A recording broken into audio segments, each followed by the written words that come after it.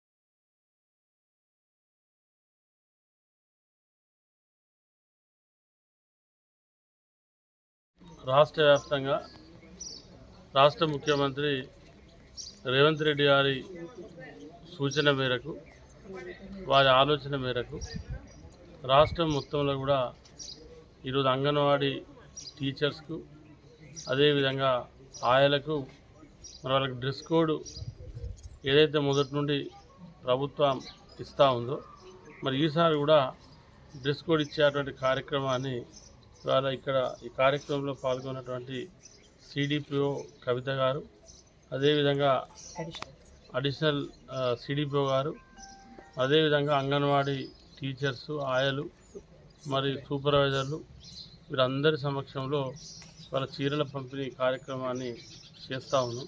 వాస్తవంగా ఇది మనం చీరల పంపిణీ అనే దానికన్నా ఇది డ్రెస్ కోడ్ అంటే, ఎందుకంటే ఇది యూనిఫామ్. మనం ఏదైతే ఎందుకంటే కొంతమంది మధ్యలో తెలియక ఇప్పుడు డాక్రా మహిళా సంఘ సభ్యురాళ్లకు ప్రభుత్వం కూడా 2 సారీస్ డ్రెస్ కోడ్ ఇద్దామనే అటువంటి ఆలోచన ఉంటే, కొంతమంది ఏంటంటే దాన్ని వాట్సాప్లలో, ఆన్లైన్లో ప్రభుత్వం దసరా చీరలు ఇస్తూ ఉంది, కానీ అందరికి ఇస్తలేదు, ఒక డాక్రా మహిళా సంఘ సభ్యురాళ్ళకి ఇస్తూ ఉందని చెప్పి మరి ప్రతిపక్ష పార్టీ అయినటువంటి టీఆర్ఎస్ పార్టీ కానీ మరి కొంతమంది దాన్ని విషప్రచారం చేసేటువంటి ప్రయత్నంలో మరి కొంత చేయడం జరిగింది. మరి అదేవిధంగా దీని విషయానికి వచ్చినప్పుడు కూడా ఇది ఎందుకంటే వీళ్ళకు డ్రెస్ కోడ్కి సంబంధించి వాళ్ళ అంగన్వాడీస్ కూడా మరి మన నియోజకవర్గంలో కానీ, జిల్లాలో కానీ, పెద్ద పెద్ద జిల్లాలో కానీ, తెలంగాణ రాష్ట్రాలు కానీ పరిపూర్ణంగా వాళ్ళ బ్రహ్మాండంగా నడుస్తూ ఉన్నాయి. మరి ఒకప్పుడు అంగన్వాడీ టీచర్లు ఆయాలంటే ఏదో వచ్చే కోడిగుడ్డు లేకుంటే పప్పులు ఉప్పులు తర్వాత ఆయిల్ తర్వాత గర్భిణీ స్త్రీలకు పంపిణీ చేసే కార్యక్రమం అనే కాకుండా వాళ్ళ చిన్నపిల్లలు ఎవరైతే నర్సరీ పిల్లలు కానీ అంతకంటే చిన్నపిల్లలు కానీ వాళ్ళ ప్రతి సెంటర్లో 10 మంది 20 మంది 5 3 ఒక్కొక్కడి దగ్గర 20-25 మంది పిల్లలు ఉన్నటువంటి అంగన్వాడీ సెంటర్ కూడా ఉంది. దాన్ని దృష్టిలో పెట్టుకొని నేను కానీ మన జిల్లా కలెక్టర్ కోయ హర్ష గారు కానీ మరి నేనైతే ముఖ్యమంత్రి గారు కూడా చెప్పడం జరిగింది. మనం ఏదైతే ఎన్ఆర్జీఎస్ ఫండ్స్ ఏవైతే మనం రోడ్లకు వాటికి వీటికి ఇస్తూ ఉన్నామో అది ఒక డిజైన్ తయారు చేసి మన అంగన్వాడీ సెంటర్ బిల్డింగ్ కొత్తగా కడితే బాగుంటుందని చెప్పి ముఖ్యమంత్రి గారి దృష్టికి కూడా తీసుకెళ్ళడం జరిగింది. ఇక్కడ రాబోయే రోజుల్లో అవి కట్టడంతో పాటు ఇవాళ చిన్న పాపలు కానీ బాబులు కానీ ఇవాళ అంగన్వాడీ సెంటర్లో మరి వాళ్ళకి సంబంధించిన నర్సరీ అక్కడే పూర్తి చేసుకుంటూ ఉన్నారు. అంటే అంగన్వాడీ సెంటర్ ఏ రకంగా పనిచేస్తూ ఉందనడానికి ఇంతకంటే ఎక్కువ నిదర్శనం అవసరం లేదు. అంటే గతంలో ఇటువంటి అభిప్రాయం లేకుండే, కానీ నేను ఈ 22 నెలల నుండి గమనించినప్పుడు అంగన్వాడీ సెంటర్ల పనితీరు మాత్రం మరి లాస్ట్ 1 ఇయర్ నుండి ఇంకా పనితీరు బాగా మెరుగుపడ్డది.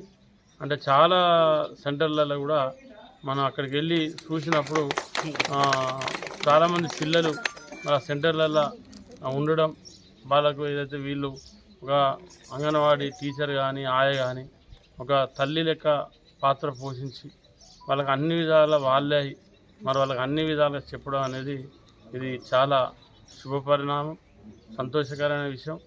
ఎందుకంటే ఇవాళ నర్సరీ దగ్గర నుండి మనం 5th వరకు 10th వరకు ఒక ప్రైవేట్ స్కూల్లో వేయాలంటే 1000 రూపాయలు ఇవాళ ఒక బాబు ఏనో పాప ఏనో ఖర్చు పెట్టేటువంటి పరిస్థితి ఉన్నది.